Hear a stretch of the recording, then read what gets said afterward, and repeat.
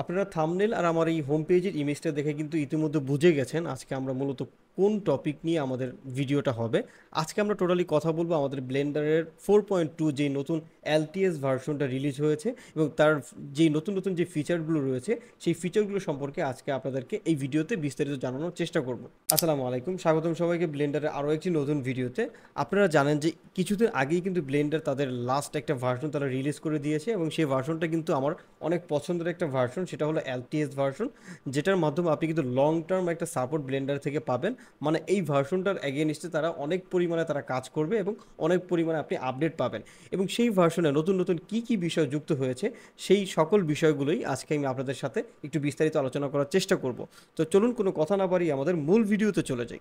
আপনি যদি just ব্লেন্ডারটা open করেন ঠিক তখনই কিন্তু এই নতুন স্প্ল্যাশ স্ক্রিনটা আপনি দেখতে পাবেন, যেখানে কিন্তু একদম বড় ছোট করে লেখা আছে একদম 4.2। এটা দেখেই কিন্তু আপনি বুঝতে পারতেছেন যে আমাদের ব্লেন্ডারের যে নতুন ভার্সনটা চলে আসছে এবং তারা কিন্তু নতুন একটা মানে স্প্ল্যাশ স্ক্রিনের যে ডিজাইনটা আছে সেটা কিন্তু তারা ভার্সন ওয়াইজ প্রতি বছরই কিন্তু চেঞ্জ করে এবং প্রত্যেকবারই নতুন যখন ভার্সন আসে এখানে কোনো একটা ভালো কোনো আর্টিস্টের কোনো একটা আর্টওয়ার্ককে তারা শেয়ার করার চেষ্টা করে। এরপরে ব্লেন্ডারে আরও একটি চমৎকার যে নতুন ফিচার যুক্ত হয়েছে সেটা হলো থিম সেকশন। আপনি চাইলে এখন অনেক সুন্দর সুন্দর থিম দিয়ে আপনার ব্লেন্ডারের যে ইউজার ইন্টারফেস আছে সেটাকে কিন্তু সাজাতে পারবে। তো চলুন দেখে নেই আমরা আসলে কিভাবে নতুন নতুন থিমগুলো আমরা অ্যাপ্লাই করতে পারি। তো আমরা যদি এডিট থেকে যদি প্রেফারেন্সে চলে যাই এবং দেখবেন যে আমাদের এখানে কিন্তু ইন্টারফেসের আন্ডারে এবং এখানে আমাদের আগে একটা থিমের অপশনটা ছিল এবং তারা কিন্তু এখানে ইতিমধ্যে আবার থিমের অপশনটা এখানেও নিয়ে এসে পড়ছে এবং আপনি চাইলে এখান থেকে এরকম থিমগুলো কিন্তু চাইলেই কিন্তু যে কোনো সময় কিন্তু আপনি এটাকে পরিবর্তন করতে পারেন। দেখেন এখানে বেশ কিছু থিম তারা দিয়ে রাখছে এবং নতুন নতুন বেশ কিছু থিম এখানে আপনারা দেখতে পাচ্ছেন যেইগুলো কিন্তু আমার এই ব্লেন্ডারের সাথে ছিল না। এবং এখানে বেশ কিছু কয়েকটা থিম দেওয়া থাকে, কিন্তু আপনার যদি মনে হয় আপনি নতুন নতুন থিমগুলো কোথায় পাবেন এবং নতুন নতুন থিমগুলো আসলে কোথা থেকে আসতেছে, তো এর জন্য জাস্ট আপনাকে চলে যেতে হবে এই এক্সটেনশন নামের যেই সেকশনটা রয়েছে। এই এক্সটেনশন সেকশনে আপনি কিন্তু প্রচুর পরিমাণে নতুন নতুন যে ব্লেন্ডারের এক্সটেনশনগুলো আছে সেখানে কিন্তু আপনি চাইলে এখন এখান থেকে নতুন করে যুক্ত করতে পারবেন, শুধুমাত্র আপনার নেট কানেকশনটা থাকতে হবে। তো আমরা যদি এখান থেকে অ্যাভেলেবেলে চলে যাই এবং এখান থেকে যদি জাস্ট আমি অ্যাডভান্সের জায়গায় শুধুমাত্র থিমটা সিলেক্ট করে দিই, তাহলে দেখেন আমার এই ব্লেন্ডারের জন্য আমি আরও নতুন নতুন অনেক ধরনের থিমস আছে, যেই থিমগুলো বিভিন্ন ধরনের ডেভেলপাররা কিন্তু তৈরি করে তাদেরকে নতুন একটা ওয়েবসাইট আছে সেই ওয়েবসাইটে তারা কিন্তু রেখে দিচ্ছে এবং এই ওয়েবসাইটটা তারা নাম দিয়েছে extension.blender.org। আপনি যদি ব্রাউজারও চলে যান তাহলে আপনি এখানে দেখতে পাবেন যে এই যে ব্লেন্ডারের নতুন যে ওয়েবসাইটটা, আমি চেষ্টা করব ডিসক্রিপশন বক্সে এই ওয়েবসাইটটার লিঙ্কটা দিয়ে দেওয়ার জন্য। এবং এখানে তারা যেই ওপেন সোর্স ওয়েতে তারা যেই নতুন নতুন থিমস এবং অ্যাডন্সগুলো আসতেছে সেখানে তারা জাস্ট দিয়ে রাখবে এবং সেই অনুযায়ী আপনি কিন্তু চাইলে শুধুমাত্র ব্লেন্ডার থেকেই কিন্তু সেটাকে আপনি জাস্ট অ্যানাবল বা অ্যাপ্লাই করে নিতে পারবেন। তো ধরেন আমি যদি এখান থেকে ডার্ক প্রো এই থিমটাকে যদি নামাতে চাই, জাস্ট ইনস্টলে ক্লিক করলাম এবং আপনার নেট কানেকশন থেকে একটু সময় নেবে, যদিও আজকে আমার নেটটা একটু স্লো কাজ করতেছে যে কারণে আমার থিমটা নামতে একটু সময় নিচ্ছে। অলরাইট, আমাদের থিমটা নেমে গেছে এবং দেখেন আমার এই ডার্ক প্রো থিমটা কিন্তু ইতিমধ্যে কিন্তু অ্যাপ্লাইও হয়ে গেছে এবং এই টোটাল ওভারঅল সিনটা কিন্তু একটা ডার্ক মোডে চলে আসছে।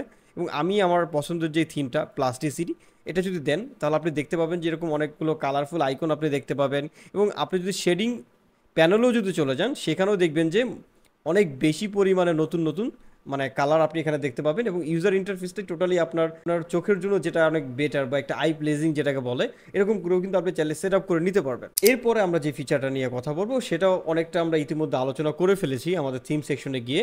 আমরা যদি এডিট থেকে যদি আমরা প্রেফারেন্সে চলে যাই তাহলে আমরা একটু আগে বলেছিলাম যে আমরা এখান থেকে আমরা নতুন নতুন এক্সটেনশন আমরা কিন্তু দেখতে পারবো এবং এখানে দেখেন অনেকগুলো নতুন এক্সটেনশন বা অনেকগুলো অ্যাডন্স আপনি এখান থেকে চাইলে ইনস্টল করতে পারবেন এবং এই অ্যাডন্সগুলোকে চাইলে আপনি ভাবেও ডাউনলোড করতে পারবেন ঠিক এই আগের এই ওয়েবসাইট থেকে।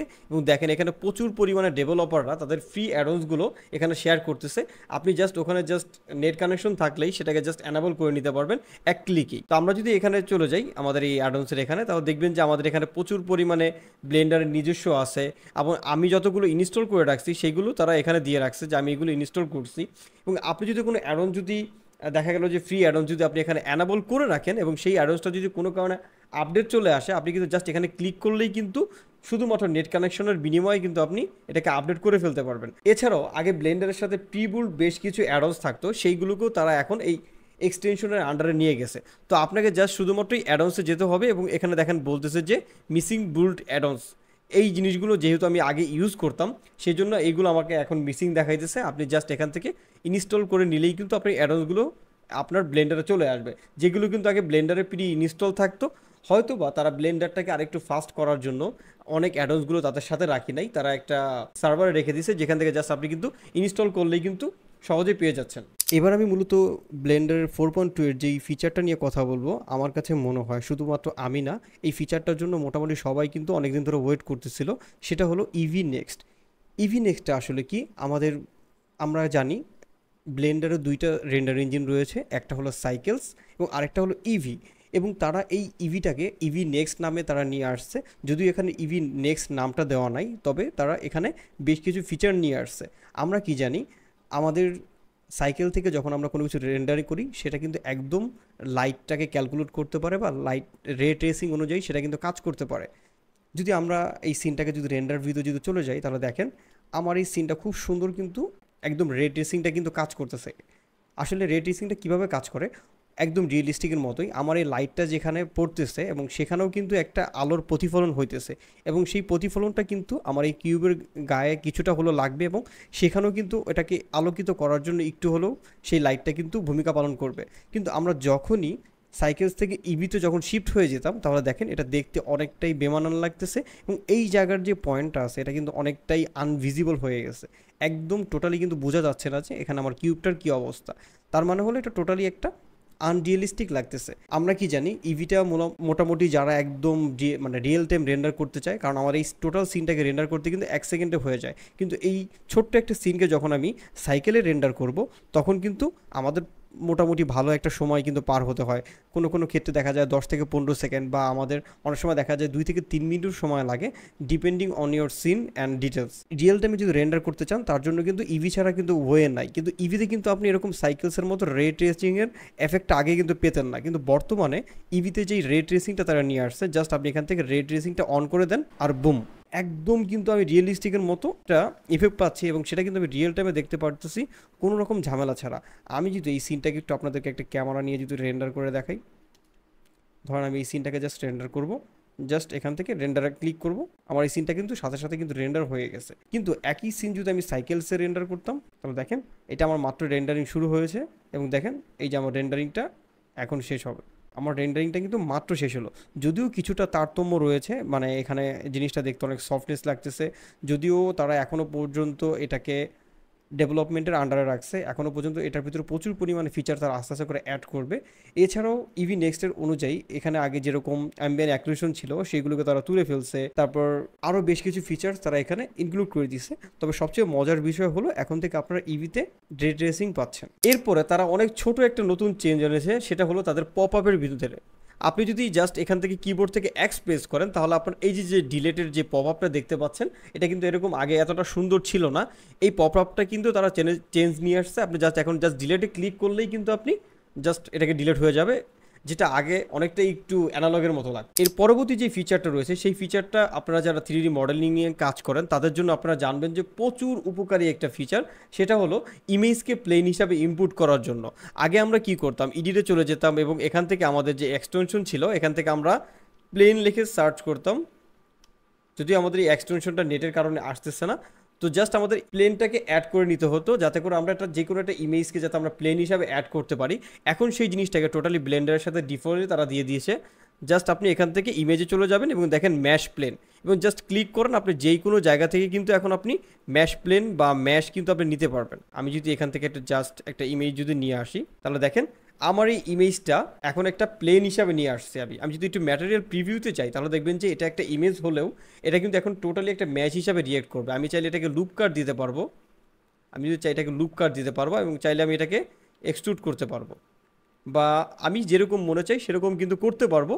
তো যেটার জন্য আগে আমাদের একটা অ্যাডন্স কিন্তু অ্যানাবল করা লাগতো, এখন সেটাকে তারা ডিফল্টভাবে দিয়ে দিছে। এরপরে ব্লেন্ডারের আরও একটা যেই নতুন ফিচার নিয়ে আসছে, সেটা আমার পার্সোনালি খুবই পছন্দ হয়েছে। আমরা যারা 3D অ্যাসেট সেলিং নিয়ে কাজ করি, আমাদের একই মডেলের জন্য অনেক রকমের ফাইলকে এক্সপোর্ট করতে হয়। সাপোজ আমি যদি এই ফাইলটাকে ব্লেন্ডার ফাইলে যেহেতু সেভ করে ফেলেছি, এবং এখানে অনেক সময় দেখা যায় আমার FBX, OBJ, ABC বিভিন্ন টাইপের মুডে আমার কনভার্ট করা দরকার হতে পারে। তো আমি জাস্ট ফাইলে যদি চলে যাই এবং এখান থেকে যদি এক্সপোর্টে যাই, এবং আমি যদি ABCতে ক্লিক করি, তাহলে আমি যদি এটাকে এক্সপোর্ট করি, তাহলে এটা আমার ABCতে এক্সপোর্ট হয়ে যাবে।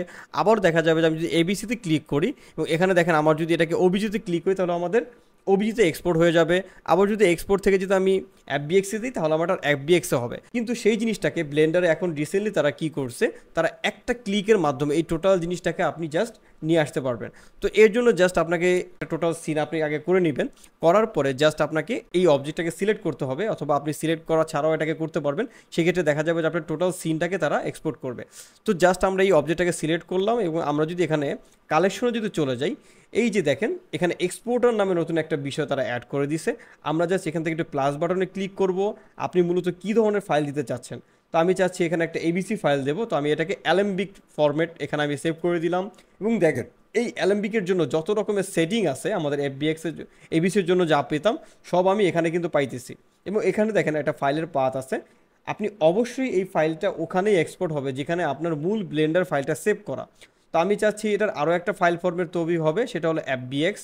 আরও একটা ফাইল ফরম্যাট তৈরি হবে, সেটা হলো আমাদের ওবিজে। আরও একটা ফাইল ফরম্যাট সেটা তৈরি হবে, সেটা হলো আমাদের ইউএসডি। তো আমি চাচ্ছি যে এক ক্লিকে এই 4টা ফাইলে এটা এক্সপোর্ট হয়ে যাবে।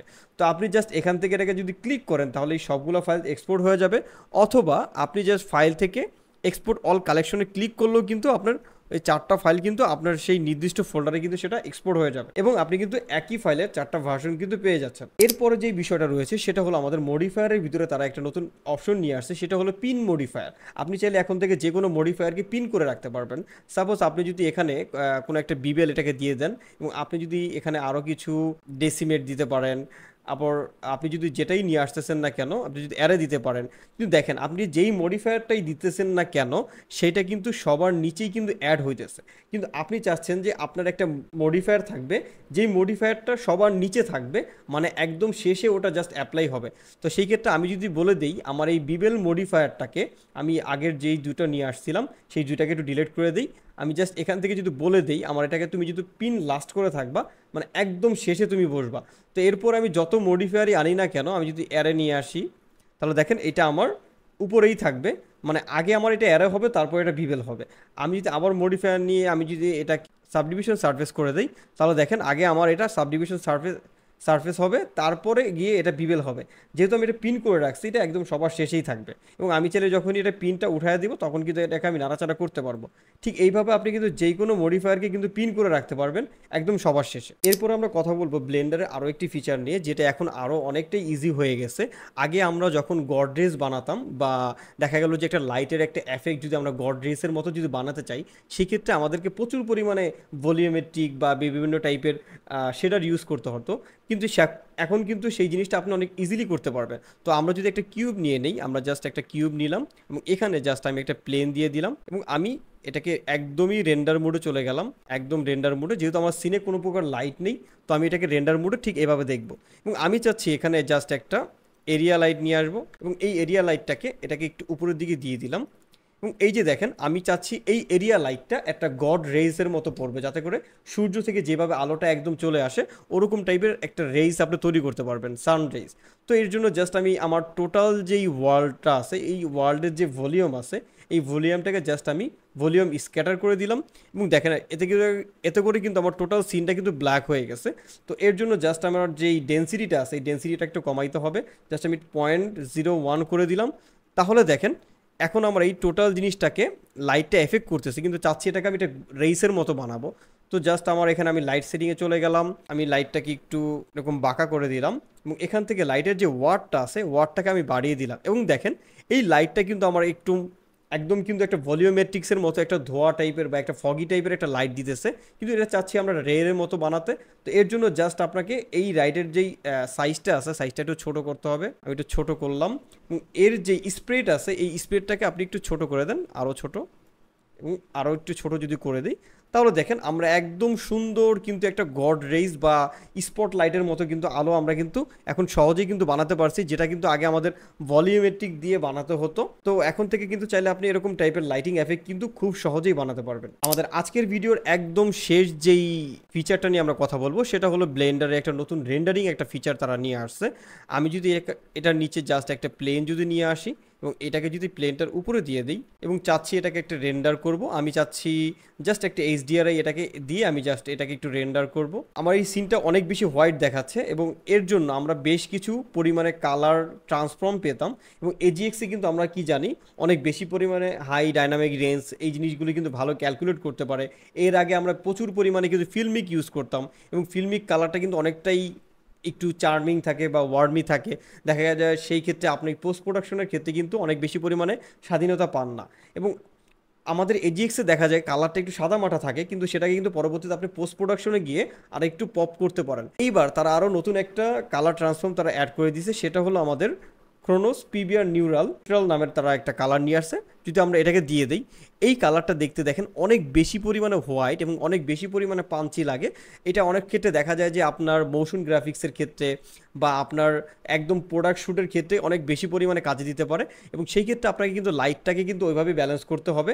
আপনার লাইটটা অনেক বেশি কম পরিমাণে ইউজ করতে হবে যাতে করে আপনার এই প্রোডাক্টটা যেন একদম যেন ঝলসে না যায়। দেখেন আমার এই কিউবের কিন্তু এই পার্টটা কিন্তু খুব একটা বেশি ভিজিবল হচ্ছে না, যেহেতু আমি এটাকে অলরেডি একটু লাইটটা বাড়ায় দিছি। তো আমি জাস্ট এখান থেকে যদি আমার AGX-এ নিয়ে আসি তাহলে দেখেন আমার এটা একটু সাদা মাটার মতো লাগতেছে, বাট কিন্তু যখন আমি এটাকে পোস্ট প্রোডাকশনে নিয়ে যাব এটার উপর আমার প্রচুর পরিমাণে স্বাধীনতা থাকবে। এতক্ষণ পর্যন্ত কিন্তু আমাদের আজকের এই ভিডিওতে ব্লেন্ডারের সব নতুন নতুন দারুণ চমৎকার সব ফিচারগুলো দেখলাম, যেই ফিচারগুলো কিন্তু আমাদের দৈনন্দিন কাজে অনেক বেশি পরিমাণে হেল্প করবে, আমাদের কাজকে আরও বেশি পরিমাণে ইউটিলাইজ করার জন্য। এছাড়াও ব্লেন্ডারে প্রচুর পরিমাণে তারা নতুন নতুন জিনিসের চেঞ্জেস নিয়ে আসছে।